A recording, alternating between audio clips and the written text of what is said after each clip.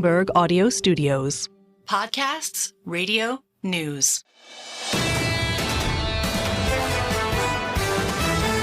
This is the Bloomberg Surveillance Podcast. I'm Tom Keene, along with Paul Sweeney. Join us each day for insight from the best in economics, finance, investment, and international relations. You can also watch the show live on YouTube.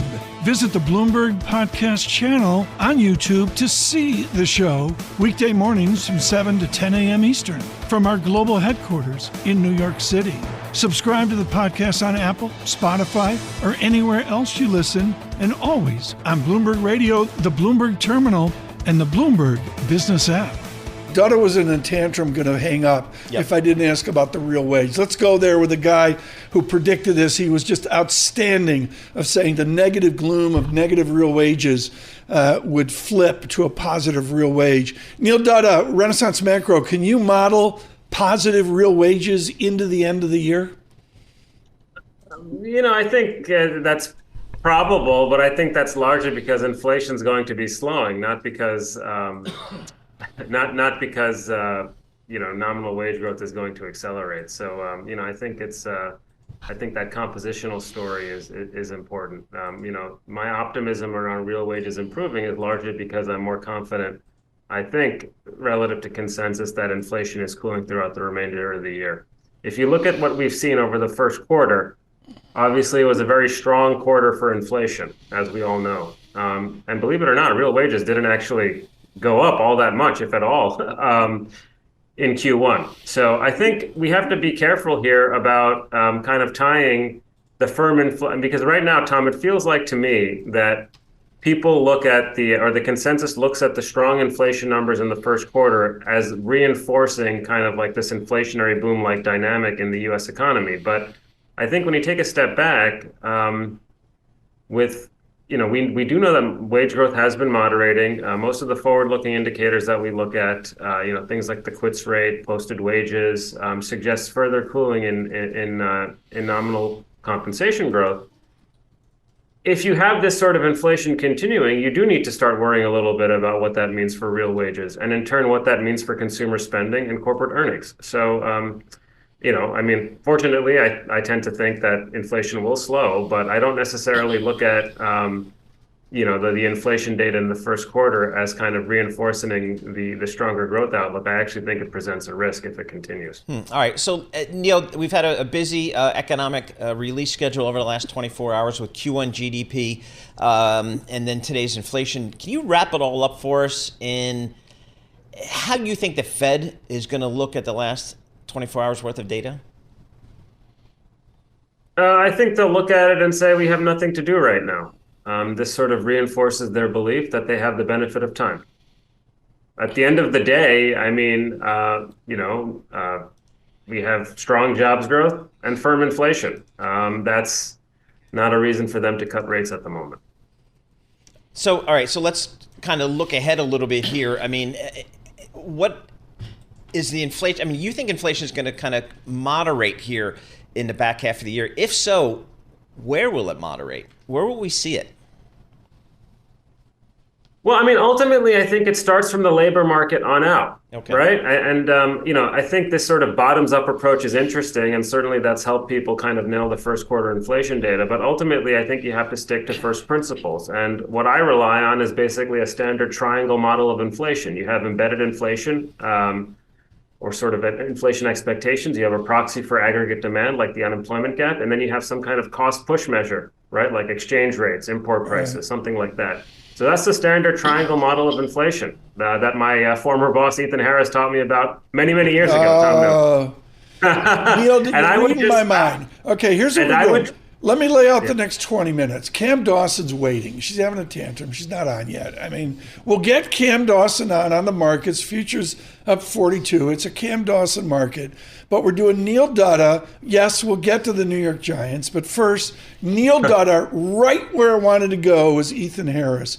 Neil Dutta, Dr. Harris wrote a blistering LinkedIn article yesterday saying, would everybody wake up, calm down, and looked at trim mean inflation statistics. Which is your favorite, Ethan Harris adjusted inflation, Dallas Fed, Cleveland this, whichever. Which is Neil Dutta's favorite inflation statistic?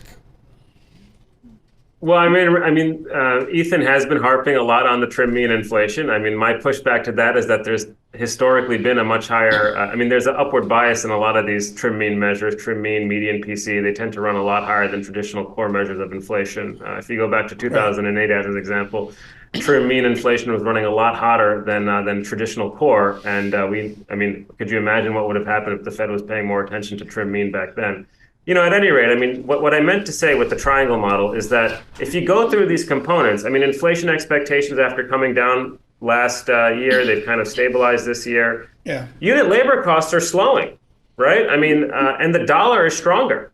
So when you talk about slowing unit labor cost growth and firming dollar, how worried should we be about an upside inflation scenario? So I think you have to kind of stick with first principles. And, that's why I think the consensus should at least be open to the prospect of downside inflation surprises over the coming months on a magnitude of the upside surprises we got in Q1. Neil, one question. The Giants go with a 20-year-old kid from LSU. I think he walks into camp 21 years old. Are these kids too young when they come to the NFL now? Who am I to say that? They're great athletes. I don't know. I just hope that, he helps the Giants offense spread out a little bit. Malik neighbors.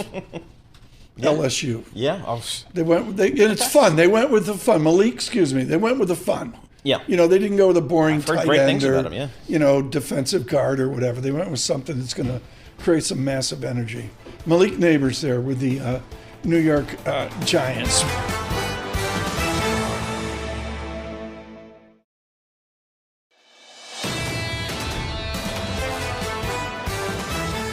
Cameron Dawson joins now, Chief Investment Officer, NewEdge Wealth Management. Cameron, the tech earnings have come in. I guess we've seen a good hunk. How is revenue growth doing? Are we seeing better than good revenue growth in this earnings season? It's still healthy. There has been a moderation, mostly in some of the consumer names, just because inflation has moderated, meaning that you don't have as much pricing power as you've had over the last couple of years. But I think the real story is not just on the revenue line, but it's on the margin line and how much operating leverage these tech companies are getting. It's absolutely incredible. A little bit of cost control and profits absolutely boom. I think you then add on top of that all of these large cap names are sitting on massive cash piles that the longer that the Fed keeps rates high, the more that they get to keep earning big yields on those cash piles, which just allows them to do things like start dividends and increase buybacks. So clearly for the large cap names, there's a very virtuous cycle. Sounds like Cam Dawson's taking the Paul Sweeney Kool-Aid here. Yeah, the dividend. It's not the worst thing in the world to put out a dividend there for your investors. So, Cam, any takeaways just from earnings so far this season? We're seeing some pretty strong numbers out of the tech names, and a lot of folks would say tech has to leave this market, so maybe we're in good shape. What are you seeing? It is encouraging that tech has held up well. We think the real test for tech will really come in the later part of the year and into 2025, because that's when forecasts are for tech earnings growth to decelerate rather meaningfully, and then for the rest of the market to kind of take up the earnings growth and really be the key driver. So if that happens, and it will be something that is a very high bar for the rest of the market to jump over. For now, tech is very strong, and at 30% of the index for the S&P 500, that remains ultimately the most important sector. So, then that kind of goes to the issue, Cam, that a lot of investors, I think, wrestle with, which is, do I overweight? Do I stay overweight some of these tech names, or do I try to find some value in other parts of the market, whether that's financials or healthcare or energy? How do you think about that at this stage?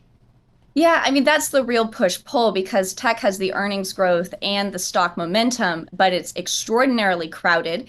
If you look at sector flows, tech is the only sector that has had meaningful inflows at $70 billion using the Deutsche Bank data.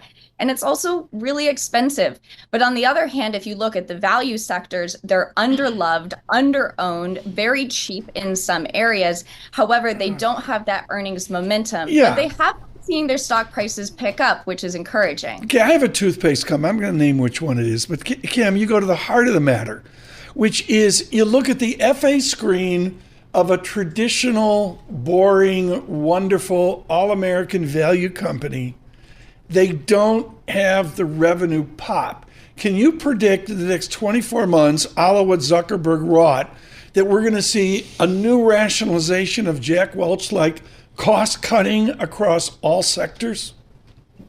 I used to cover GE, so I'm not necessarily going to laud the era of the Welch time and kind of the aftermath of that, because cost cutting, you can't cut your way to growth.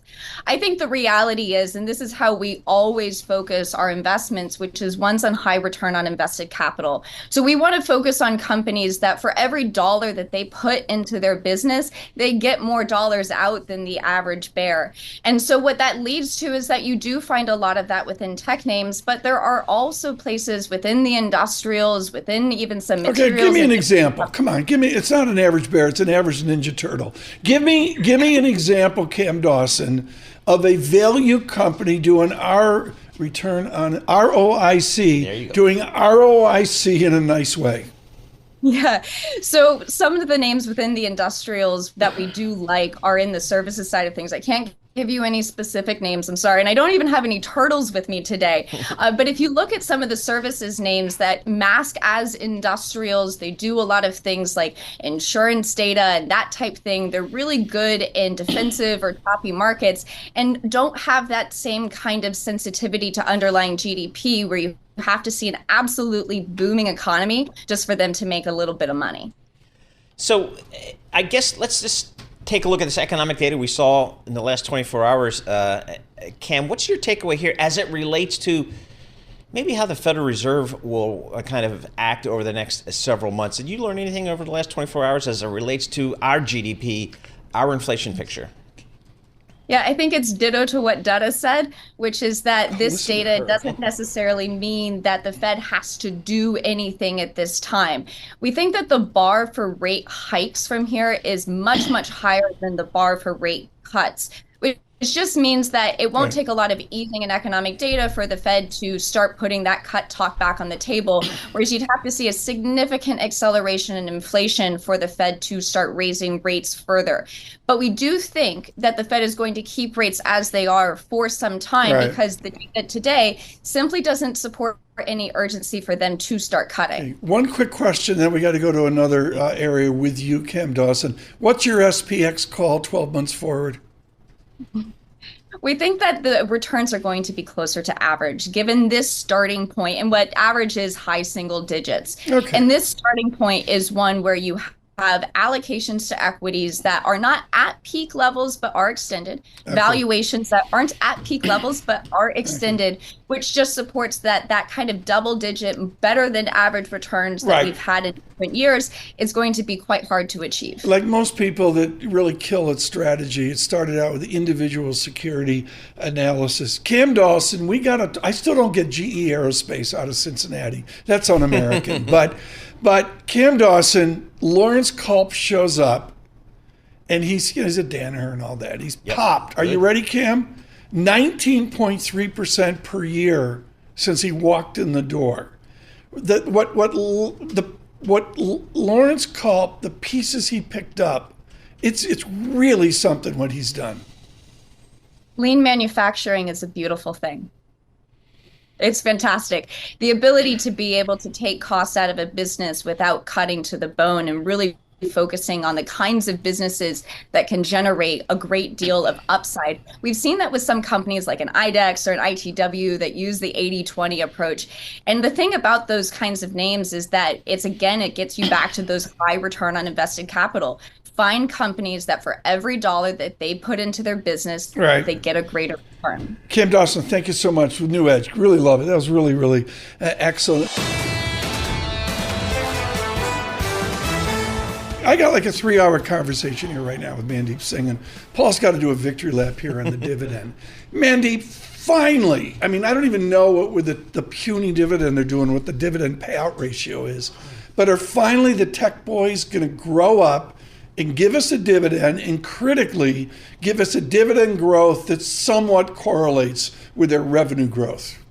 Yeah, and look, I think Google and Amazon were the two out of the Mag 6 that didn't have... The two children. Yes, Yeah. So it puts pressure on Amazon now to announce a dividend. That's a good point, yeah. Yeah. And So, they're like lemmings off a cliff, Paul. You've been through this. I mean, Apple's got to one-up them and, do a 100 billion share buyback, Right. whatever. So, I mean, I'm looking at Google/Facebook,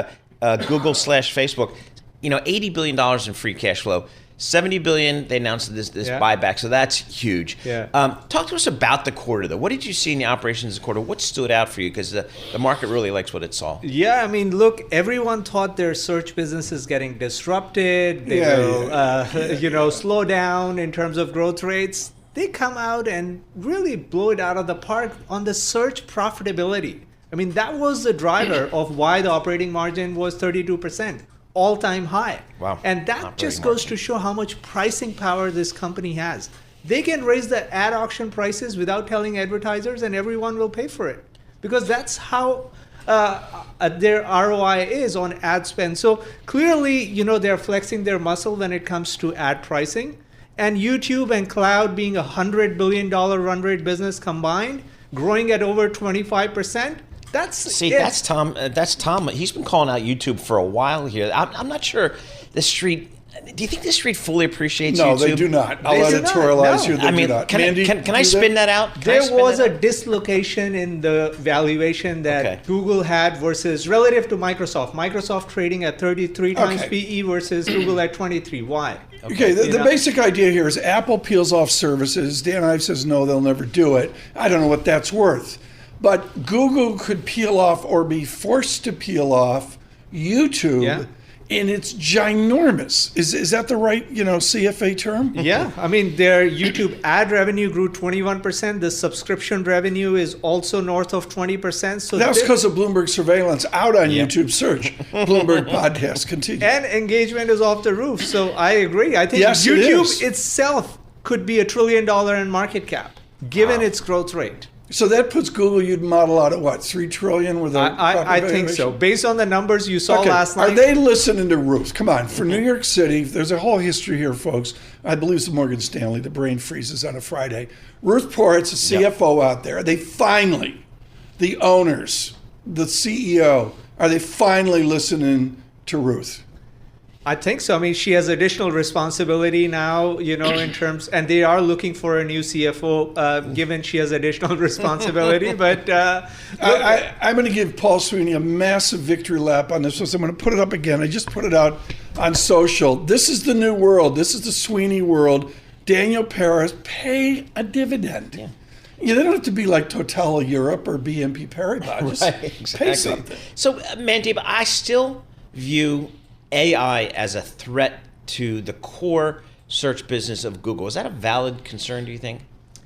I mean, look, I could say the same about the cloud business for Microsoft. Yes, there is more competition, but in search, they are the incumbent player. And what they're showing right now is they can integrate their generative AI stuff with their cloud, with their search. And that actually is helping the business, the pricing power of the business. You're right, yeah. So- Take what you learned here. I mean, from Texas Instruments over to Meta, Facebook, over to the two yesterday. Bring it over to Apple. I believe it's on Tuesday.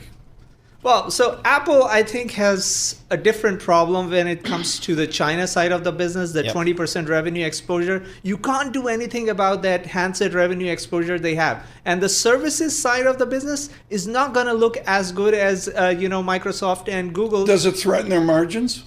It does. I mean, look, they have been in the antitrust crosshairs, even though, not much will happen in the near term, but the fact that they can't, keep their take rates at 30% they used to have in the App Store, that's going to hurt the business. And they can't roll out new Gen AI services because they don't have the infrastructure. I mean, all these companies are raising CapEx 30, 40, 50%.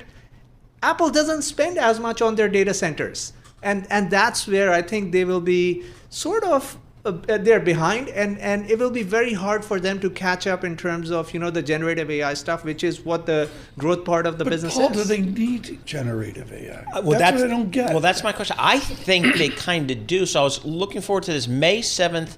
I guess they have their their their iPad big show. event coming up. iPads. Yeah. So Lisa's buying 3. what are we going to do? Are they going to have a I guess, transformative announcement, do you think? They will innovate with their chips. The biggest advantage that Apple has is it controls its chips in their devices. Okay. And that's where the on-device generative AI play is still there. No one else can take the distribution away from them. They control the distribution. And if they're able to show something like that, that will drive a heavy refresh cycle. But in the end, this company is still driven by iPhone refreshes and iMac refreshes and all those, I had a fan stop me in the street, and they said, is it true that Mandeep and Anurag can't be in the same building at the same time? Is that true? It's in the Like, contract. have you ever talked to each We other? get along very well. But you can't be in the same building at the same time. No, it's kind of like key man risk. Okay. We can't do it for our technology, frankly.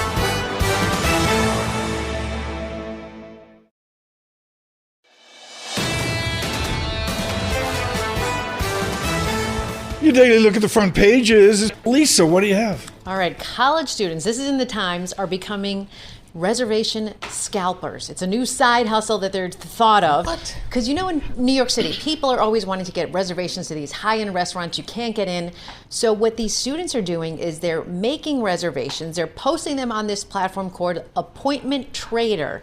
That's a platform where people bid on reservations. So they're booking these reservations. There's one college student in Rhode Island who booked a reservation for a French restaurant in Soho. He made $855 just from someone who wanted to get in there. He made $1,000 from a reservation at Carbone because someone wanted to get in there. Really? He said he made $70,000 a year on this side hustle. New Yorkers don't like it. They say it's ruining the restaurant industry because, you know, we're New Yorkers. We want to get into different, places, and we can't because these kids are buying up all the reservations. They're not even going. They're just making money off of it. What happened to the days when you could just walk in and slide the person at the counter $20 and say, just come on now. Exactly. You go into Carbone. They go, oh my God, it's you. I'm flattered. And you go up the stairs to the back little bar in the back. Look at you. And you sit on a little chair, and your children are like, this is so cool. And there's the bar right there with the mirror. Okay. And you give them $50 or whatever. Call it a day. And now it's $800. Sometimes $1,000. Justin Bieber couldn't even get into Carbone. It's just ridiculous. So and the restaurants don't like it because if those reservations aren't sold, then they're stuck with empty tables, and that's when they just lose out that way. Yeah, I've not been there, so I'll defer to Tom. Restaurant scalpers. Yes. Smith and Walensky's last night. Oh, New York yeah? Strip, top. There We're sitting over on 3rd Avenue? Yep, fantastic. Packed. You are so old school. This is my investment banking team from 1986. We still get together. My God. Yeah. They let you bring in the drips and the catheters and the walkers. Exactly. Did you have to pay for that reservation? Or no? We know some people. We're mentioning There you restaurants. go. Afterthought had a birthday. Where do you want to go? She goes, the Mermaid. So there's the new Mermaid down in Soho. It's the first time I've been below 59th Street in like Why 8 would months. Nice. I texted Ferro. I said, come on over. I'm at the Mermaid. And he was in Capri or something. Yeah, of course, exactly. What do you got? Brushed you off. Another thing in New Yorkers that they always talk about, is congestion pricing. This one is the illegal weed shops. That's another issue in New York City. I've heard this. Turns out, that this is from the New York Times. An illegal shop in Queens is called Bodega. Just received a permit. And this is kind of a backtrack because New York said they were cracking down on these illegal weed shops and not going to give them permits because they weren't going about it the legal way. But now the New York Times is saying, hey, this shop is starting to do it. The State Office of Cannabis Management, there is such a thing. It said that it's investigating whether the owners, because they applied for it under a different name, so that might be an issue, and that's why they may have gotten up there. But it's still under review. Right. But this is just a big issue. New York There's City has thousands of screwed this up terribly. thousands of illegal Every weed shops. single block has the illegal weed shops. People are bitter. And where's the tax revenue? I mean, you talk to people in the cannabis industry, and they say New York City is the absolute worst execution of this law they've seen anywhere. My basic take is it's Boulder, Colorado. Yep. Yeah. Spring of 1971, and the music isn't as good. And it's out of control. I mean, that's what I hear from particularly downtown. I hear It's that just from out Matt of Miller. control. I mean, he's my go-to guy on the Oh weed yeah, shops. this is a problem. He's in one of the suburbs north of the city. Yes. It's a big problem. Exactly. Right? Yeah. So anyway, all right. Well, Next. All right, what's also out of control? Tipflation. Oh, don't get me me going. There's a study, it's from Tucker Research. This is what's in the New York Post, your favorite, Paul. Yep. Americans spend nearly $500 a year tipping more than they'd like to because they're saying they feel a lot of pressure. You know, you're at the Starbucks or whatever, the barista turns a little, tablet around and they're staring at you as you pick 10%, 15%, 20%, or nothing. Yeah. You know, it's the I am pressure. now, this is one of my New Year's resolutions, just starting today. Okay. If I didn't do it 5 years ago, I'm not doing it today. Well, that's another my one thing. of the points. Yeah. Because I'm a good tipper. You ask any of the folks down the Jersey Shore saloons, they know I'm a good tipper. But I'm not. Now, Tucker, on the other hand. Oh, my goodness. Yeah, exactly. Exactly. But that's the problem. People are saying they're tipping now for things that they never tipped before. There's a good, I saw on social and I media. get stares. I get stares. You get I stares? Nasty You get looks. stared at? A good thing on social media I saw yesterday was somebody was going through TSA. They were going through and the person was going through their TSA, tearing apart the thing, and then afterwards they put their phone next to them for the tip, So, are you done, or do you have one more, Jewel? No. Okay, your latte could be getting more expensive. Here's the reason why. There's a Cocoa drought prices. in Vietnam. Yes, hurting coffee bean production. We're talking about Robusta This is real. futures. Hit a 16-year high on Wednesday. Here's the issue that I thought was interesting. Hoarding. Vietnamese farmers, they're holding on to the beans. They're holding on to as much as 13% of this year's harvest. They're hoping to sell them for higher prices. Good trade. So that's becoming the issue there. So experts saying, it could take a while before it reaches consumers. So your mocha is safe for now, but it could start to tick up. Tom, we have a ticker on that on the Bloomberg Terminal, CCN4 space commodity, cocoa futures. Again, it's just been, this chart has gone up and to the right like crazy. Spike in cocoa prices. Go figure. I mean, that's commodity inflation that hits your pocketbook. Lisa, thank you so much. Greatly appreciate it this morning. The tipping thing is a huge deal because, in Paris it's totally different where they get a huge wage, and here they don't. Right. And London is really messed up where there's no tipping. London's the worst. So you don't tip in London? You don't tip in London. You cannot. If you don't leave cash, they don't get tipped. It's terrible. It's a complete scam in London. But it's part of the culture. I mean, But they get paid more than. They do get paid more, but you can't add a tip off your card. You don't even get that option. I sat down with Redo, keeper of the Amex, and we spent an hour on this. That was a joke. Lisa, that was brilliant. Very valuable, actually. This is the Bloomberg Surveillance Podcast, bringing you the best in economics, finance, investment, and international relations. You can also watch the show live on YouTube. Visit the Bloomberg Podcast channel on YouTube to see the show weekday mornings from 7 to 10 a.m. Eastern from our global headquarters in New York City. Subscribe to the podcast on Apple, Spotify, or anywhere else you listen, and always on Bloomberg Radio, the Bloomberg Terminal, and the Bloomberg Business app.